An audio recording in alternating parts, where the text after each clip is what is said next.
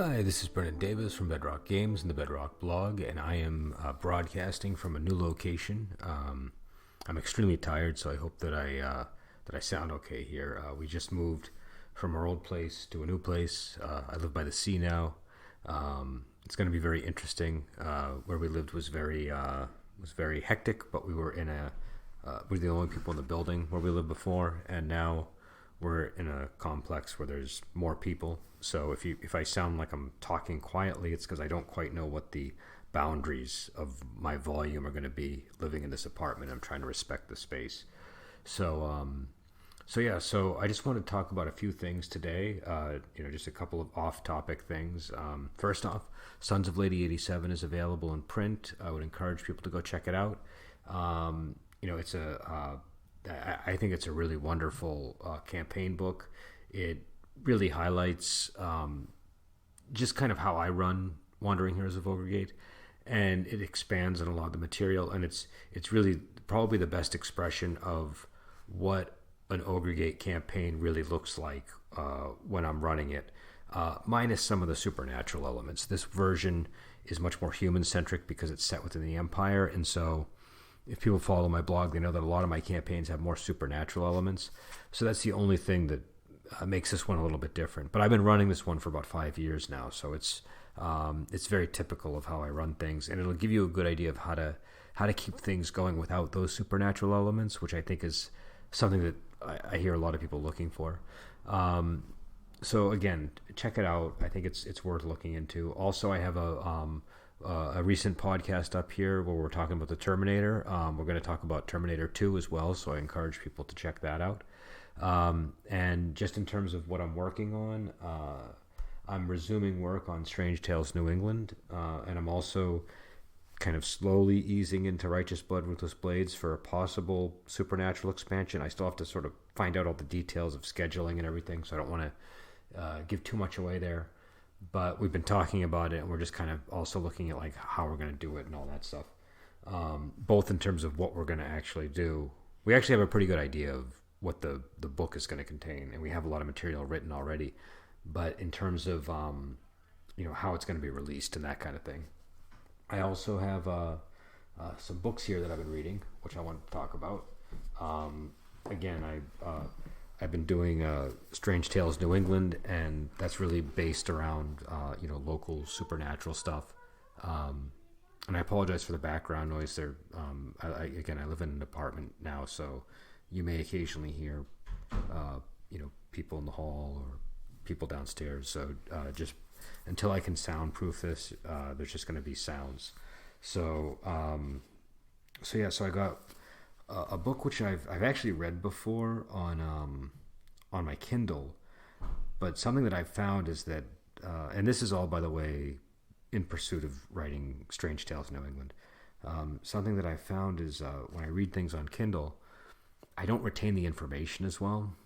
So I've been planning on going back and rereading some things. So, for example, I read Legion.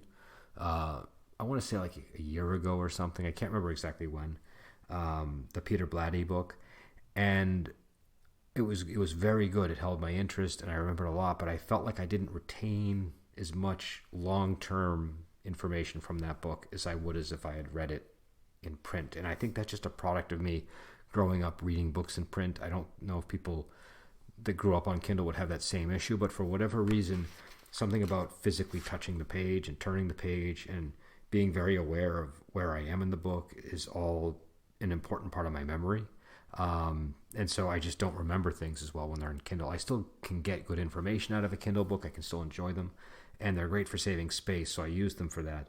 And the place that we moved into actually has very little space, so not only have I had to throw away all of the books that I have at my house for the most part, with the exception of some key RPG books and some key research books. And I mean key, I mean like not even like a row of books on a shelf. But when I buy books here and read them, I'm going to have to throw them away or give them away because we just don't have the space for it here. We moved into a very, very small apartment. Where I live in Massachusetts, it's pretty expensive to get an apartment, and the area we moved into, we got a pretty good deal. but in order to get that deal, because we wanted to move to like a safer neighborhood, that kind of thing, we had to go for a really small apartment. And it's a nice apartment. We really like it. And it's got really high ceilings, which is cool, but you can't really walk around in the high ceilings. So we're, we're just learning to make do with the space.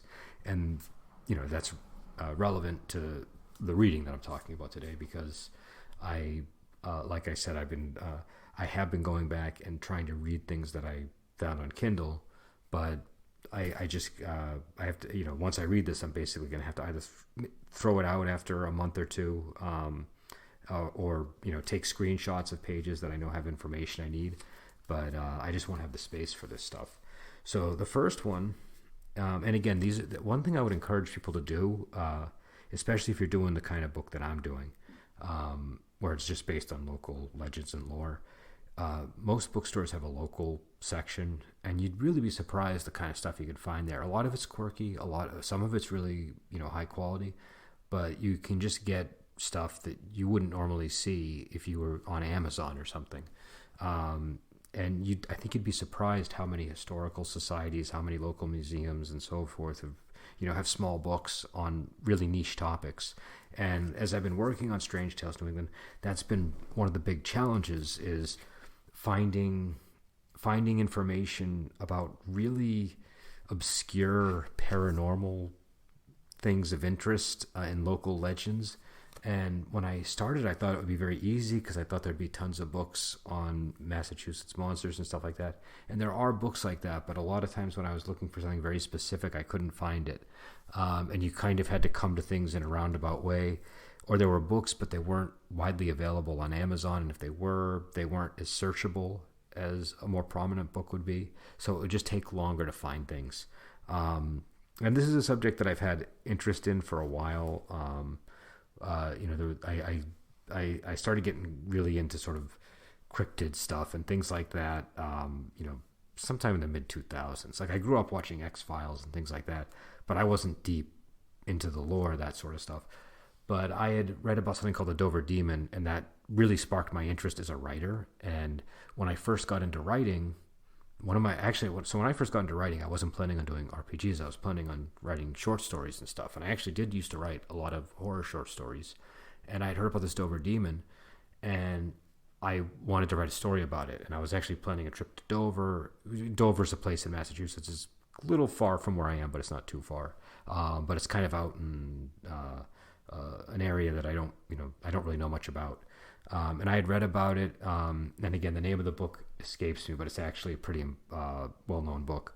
But I read about it in this book that was, all about different cryptids and different sort of, paranormal things across America. In fact, I think Across America is in the title. I have the book somewhere, but I just can't recall the name right now. And so that's what really sort of sparked my interest in writing. And I always knew I wanted to come back and do something like that. So when I came back to this, I thought that I was going to have an easier time finding some of the books that I wanted, but it turned out it was actually quite a challenge. Also, this book isn't purely about paranormal stuff. There's a lot of other themes in it. So, a lot of my research isn't just on, local supernatural legends and folklore. A lot of it is focused on, like very religious things and very, and again, things like The Exorcist, that sort of stuff. I'm blending a lot of different ideas into this setting. So it's not purely a New England horror setting. And so the first book is A History of Vampires in New England. And I read it before. I honestly didn't remember a lot of the book, though. So it's almost like reading it again. And I think, again, that was a product of reading the thing on Kindle. I also might have just been reading it very quickly and not thinking that I was going to apply. At the time, I didn't think that the material from this book and I had a couple of other books on this topic. I didn't think that was going to really make its way into the game, because I had other ideas about how I wanted to do vampires and stuff. But over time, I became convinced it would be pretty important to include. And so I've kind of gone back to it. Now I'm at step one again, where I'm just kind of, in martial arts, we just call it baby mind or child mind, which is sometimes your own sense of confidence about what you know interferes with your ability to pick up new information. So the idea is you go back and you just erase what you think you know and you just start over. And so that's kind of what I'm doing here. And I'm building a new set of lore in the setting book, sort of from the ground up, as I'm doing this. And so this is a history of vampires in New England. I'm not 100% sure how to pronounce the author's last name, so I'm just going to attempt to.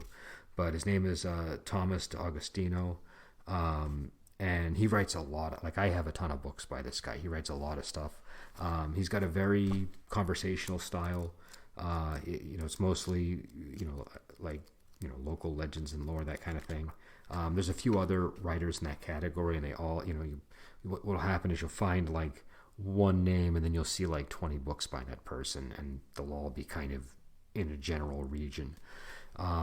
So this is about a vampire craze that happened in New England, and it was it's interesting because, and again, I still haven't finished rereading this, so and I don't really remember all the details, but my understanding is the term vampire wasn't actually used by the people that were involved in the vampire panic, that it was something that newspapers applied to the story. And essentially it was once consumption was a big thing, and there was a unique sort of New England take on it that was probably a product of all different kinds of groups coming from different parts of Europe, and everything kind of getting put into a mixture, and then taking on a sort of unique New England flavor of its own. But the cool thing about the New England vampire, at least in some of these early accounts, there's different variations on it, is the idea is the vampire's body never actually leaves the grave, that its spirit leaves the grave and it drinks the blood and then feeds the body in that manner. And so that will fill the heart with blood. And that's how you know that a vampire is there, that you dig up the grave and there's a heart swollen with blood. And it's pretty limited to the family members of the vampire. I know there's that movie by Mario Bava that we talked about, Black Sabbath, where there's a vampire that's kind of similar, where he sort of specifically goes after family, and this is kind of like that, except it's all tied to consumption. And so the idea was people would have consumption, they would waste away, and it resembled what they thought of as sort of being feasted upon by a spirit. And it was assumed that a recently deceased family member was somehow to blame for this. So it's a really interesting book. There's a couple of things a little odd about it, but overall I really like it. And it's got some interesting primary source material, which is nice too. And again, this guy's got a bunch of stuff. It's called The History of Vampires in New England. And, and it's not that long. And what's interesting is I got this at the local section in Barnes & Noble, but I actually saw it in CVS the other day. So, and again, I doubt that it's in a CVS in Kansas or in California, but here there's the CVS has a local section, and this book was on the shelf, so I thought that was pretty neat. And so the other book, and this one is interesting because it's closer to where I'm living now. It's called Marblehead Myths, Legends, and Lore, and it's actually really good. It's written by Pam Mathias Peterson, and I'm not 100% sure, but I used to, I was a history student at Salem, it's now Salem University. At the time, I think it was still Salem State College, and I interned at some of the local museums, and I'm pretty sure I interned under her at one point. I could be mistaken because it was a while ago, and I don't know, I don't have a picture of the author, so I can't, and I don't remember everybody's name very well. But either way, it was at one of the places that I interned at, and so that grabbed my attention. But also this one, and maybe it's just because I'm a former history student, this one's really well written. I like the way that she wrote it. It's very clear. It's not bogged down in any kind of academic language, but it's very precise, and it's very evocative when it needs to be, but not so evocative that you feel like she's deviating from history or facts. So it's just the sort of what I call the no BS style of history narrative. And also because the writer was I think she was the director of the Marblehead Museum and Historical Society. The good thing about that, so a lot of books that you get in history, they're written by professors of history, which is great. I mean, I have a lot of books written by professors, and I love them. But the cool thing about books that are written by people that are, work at the museums or work at the historical societies is they have a very practical function. And so I find that they're often really, really knowledgeable about things that sometimes professors might gloss over. Not always, but a lot of times. Like if you want to know really specific information about a place, you go to the local historical society and you will find that information. And a lot of times if you talk to a professor whose area of expertise that is, they'll direct you to the local historical society. So historical societies are a really great source of information. And I thought that it was interesting that the book was written by the lead of that historical society, the director, I should say. But because you just, with these local books, you never know what you're going to get. You can get a person who's a professional historian. You can get a person who's doing this as maybe they have their background is more in literature or something, and they're kind of doing this as a pursuit of writing. Sometimes you'll get people who are like history teachers or things like that, and sometimes you just get people who are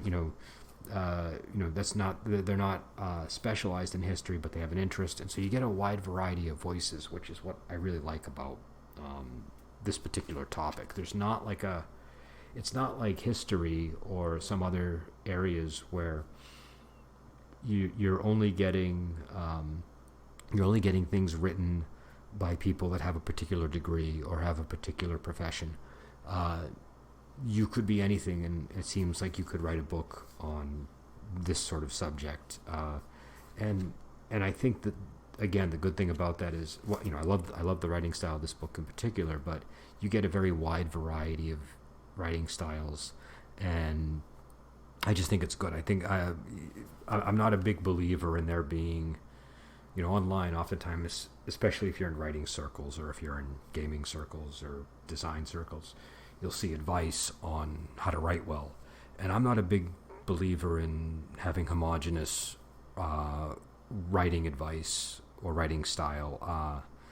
I think that everybody should sort of find their own voice, and I kind of have a blue collar approach to, I think sometimes we get snobbish about these things, and so again, it's one of the reasons why I like this genre.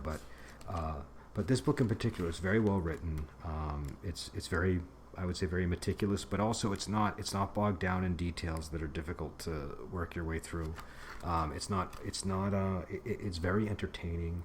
And so I'm only a few chapters in, but for example, it talks about in chapter 2, I was just reading about a guy named I think it's Wizard Dimmond. I don't know if it's Dimmond or Diamond. It's spelled Dimond, and I'm not sure the actual pronunciation of that. But he's I think he's the grandfather of Moll Pitcher, who was sort of a prophetess of and seer who lived in Lynn. And again, not to be confused with the other Molly Pitcher. But she's somebody who's very famous and known about locally. Lynn, Massachusetts was a big area of the spiritualist movement here. It was like the epicenter. And so there's a lot of interesting stuff that happened there. And well before that, she was somebody who was known to have advised like revolutionary heroes and generals and things like that. People would like captains of ships wouldn't leave port without getting her reading on whether it was going to be good weather or not. So and she's a very interesting woman when you look into her life. And there's a book which I've read some of. It's a little bit old and difficult at times. One day I want to sort of sit down and read the whole thing. It's kind of hard to get a good copy though. But it's called the Celebrated Moll Pitcher's Prophecies. You can basically get it online for free these days, and it's pretty interesting. And so, this book gets into that. It gets into somebody who was hanged as a witch from Marblehead. It gets into some of the local legends and early stories of the founding of the town. But it's just all very interesting stuff, and it's a fairly I would say a fairly light read. It's not. It's only about I don't know. It's like 100 pages maybe, 122 pages, but that's including the index. So it's not like one of these 400-page history books or anything like that. It's something you can sort of sit down. What I've been doing is like when I go do laundry, I'll read like a chapter, and I'm really enjoying it. And again, this is all with Strange Tales of New England in mind. And I took a break from it. I really needed to recharge myself creatively a bit. I'd been working on so many projects, and sometimes you get tunnel vision when you're working on things. And so I just I needed to get back to Ogregate for a little bit because I was finding that I was not remembering things as well as I should with Ogregate. And I had just released Sons of Lady 87. So I took a break and got back into Ogregate and started talking about Righteous Blood with this Blade, and now I'm getting back into Strange Tales New England. The book itself is actually largely done, and now it's sort of more a matter of revision and putting the finishing touches on things and fleshing out areas that I left gaps in. Like sometimes when I design something, if I know what something's going to be, I'll leave it blank for a while and then get back to it as I'm working on other things, because you have to jump around a document a lot. Sometimes that's dangerous though, because then you go back and you don't have no idea what you tried to do. So I have to go in and I have to flesh out some gaps. I'm also going to change a lot of things. Sometimes you sort of start layering more and more ideas, and you get a better sense of things, and you have to kind of go through and revise. And so, I've written like 3 or 4 introductions, and I think I'm probably going to revise the introduction again. And my GM section is filled with ideas, but I need to really thread everything better. So just stuff like that. And reading books like this is a big part of just getting back into the swing of it, and also getting some crucial information while I'm at it. I don't know when I'm going to be releasing that. I'm taking my time with everything right now, and we'll see when it comes out. But I have the maps, and now we should be moving into the art phase fairly soon, and so it'll be ready to go. Once I sort of settled on all of the details of the manuscript, I think. So that's basically what's going on. It's been a while, so I wanted to do kind of a long, really casual one of these things. Also, I wanted to see how well I can do this, because I haven't talked off the cuff in a long time. This is all off the cuff, by the way, if you couldn't tell. I'm sure you can, but this is all, just me just talking off the top of my head. And so, which would explain all the ums and oohs, I'm sure. So the other thing about Strange Tales is of New England in particular is that it's getting into a lot of it's pulling a lot from like Dante and stuff like that. So something that I'm doing, and I don't really want to draw attention to this, because I feel like it's really just for my own personal satisfaction. It's not really, it doesn't make the game more gameable. It's just something that I'm kind of doing because I like it. And it's also forcing me to think out of the box sometimes. But one thing that I'm doing is I'm taking I'm taking the Purgatorio from Dante, which is the section of the Divine Comedy on Purgatory. And there are, I forget the exact number of cantos that there are in the Purgatorio, but however many there are, there's that many locations on my main map in the book, and for each one I went through and I kind of originally just made them, and then I kind of later would reorder them a bit to fit some of this, but what I wanted to do was kind of have that clash with me then going through and reading each canto and revising it with the canto in mind, or layering things from the canto into there thematically. And I found that interesting because it was a cool way. Number one, it was a very interesting way to read Dante. I've read the Inferno, but I hadn't read the Purgatorio before. I think I'd read portions of it, but I hadn't read it all the way through. And so, and it's very, I'm not going to pretend like I have a deep understanding of Dante or anything. I just am interested in him. So I but that what that forced me to do was it forced me because what I did too when I read each I'm not a literary person. I have a background in history, which in some ways is good, but when I start trying to dig into something like Dante, I do need a little bit of assistance understanding everything. So what I did was I read the canto, then I would watch a lecture on the canto. I found that it was fairly easy to find programs on YouTube and other places where there was a professor, various schools, giving a lecture on each of the cantos. And so I would go and I would listen to the lecture, and then I would go try to read like an essay somewhere on the canto that gets into some of the themes, especially one from like a religious point of view, so I understood what the meaning was religiously, and then I would kind of weave that in, and so what it did though was it would often disrupt what I was like. I would have this idea, and then the canto kind of comes in, and and like, oh, I have to, if I want this to work thematically, I have to make this change, but also I have to introduce this idea. And so it would add complexity to it. It would also sort of shake out some of the lazier ideas, because the weaker ideas were the ones that were easier to replace with newer ideas now inspired by the Purgatorio. But also what was interesting was I found that a lot of the stuff aligned, which I'm sure is just coincidence, but it was interesting that a lot of the things were aligning, and I was finding the connective tissue, and then I could expand on that.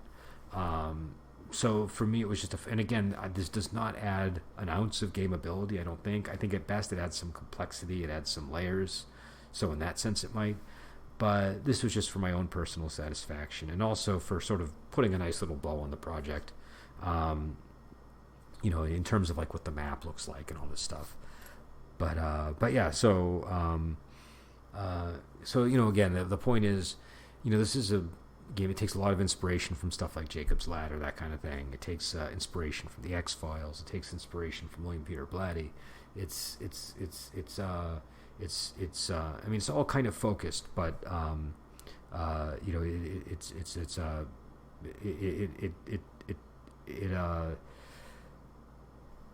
don't know.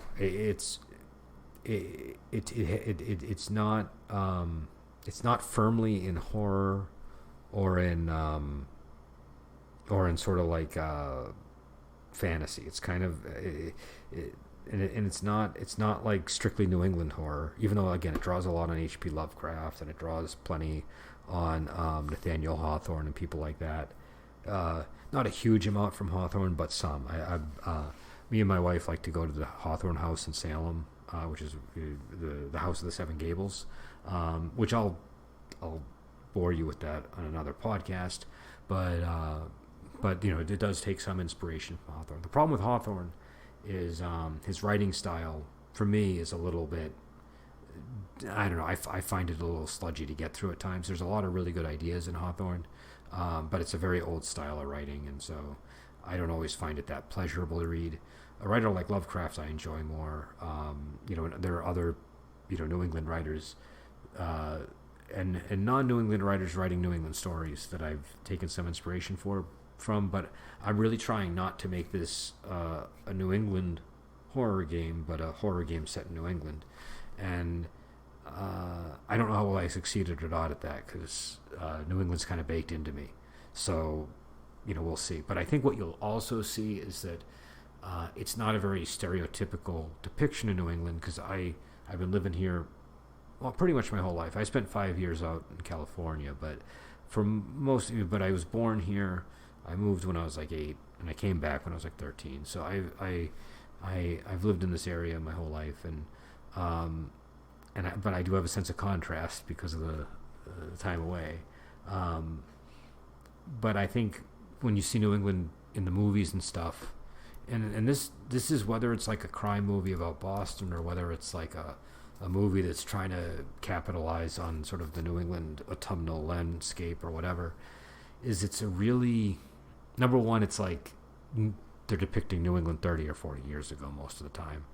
But number two, I don't think a lot of the concepts that get imported or transported or transposed or whatever the term would be align as well as people think. So you'll see a movie or read a book or read a story about a small town in New England and what that means. And I don't think I think people import more prevalent ideas about rural life from other parts of the country that maybe have more play in the media onto a place like Massachusetts or New Hampshire, and it doesn't quite resonate the same. So I think one thing that I'll be able to do, and again, I'm not saying that somebody who's not from New England shouldn't be writing stuff about New England. It's an interesting place. I think everybody should be.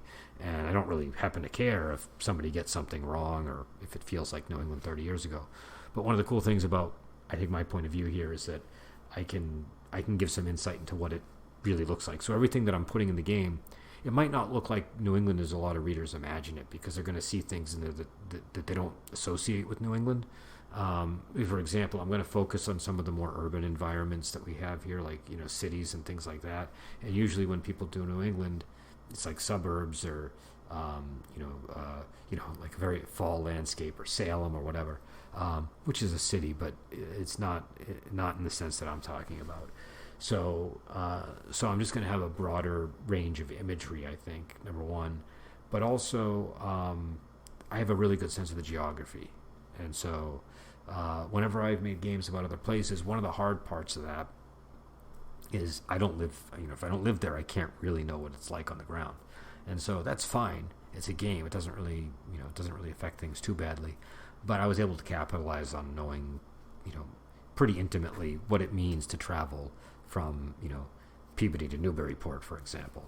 And what it means to go north along the coast versus to go west, and just stuff like that. So I've been able to just incorporate some of that stuff. And also, most of the players in my group are from different parts of Massachusetts or New England, so we're getting so when there is something that I don't know about, I can get a pretty good handle on it if I ask somebody else. One of the things that comes up a lot is like the pronunciation of place names, especially in Massachusetts. And there's been ones that even I have that I've not done well with. If I don't hear them that much, or if I just am not thinking, so that's been kind of interesting when if I'm talking about a town that's like outside my area in Massachusetts, but somebody else knows it, they can say right away. So like one that came up was, I think there's a town called Leominster, and I even know that this one is called Leominster, but I forgot, and so I called it Leominster, I think, and I was pretty quickly corrected. But a lot of the place names around here, they're written phonetically a certain way, and then they're pronounced totally different. So, a good example that people would recognize instantly is like Gloucester. If you looked at Gloucester as it's written on the page, it doesn't resemble how it sounds. There's a lot of places like that. Another one would be Haverhill, which actually some of my players are from Haverhill. It looks like it's pronounced Haverhill, but we're so used to pronouncing it as Haverhill that when I pointed that out to somebody in my group, they couldn't even imagine how somebody would pronounce it another way. And then when I told them Haverhill was the way people sometimes mistook it to be pronounced, this person was very surprised, because they just wouldn't have thought of pronouncing it like that. So again, I've gone on way too long of a tangent here with this stuff, so I'm gonna end it here. But again, check out the Sons of Lady 87. If you get a copy, definitely share your thoughts online, write a review, spread the word. It's really hard to market these days, so I really am grateful anytime people post something online, or anything that just helps spread the message about our games. And if you have any questions, feel free to go onto the blog and send me a question on our comment page. And so I'll head out, and until next time, I'll talk to you later.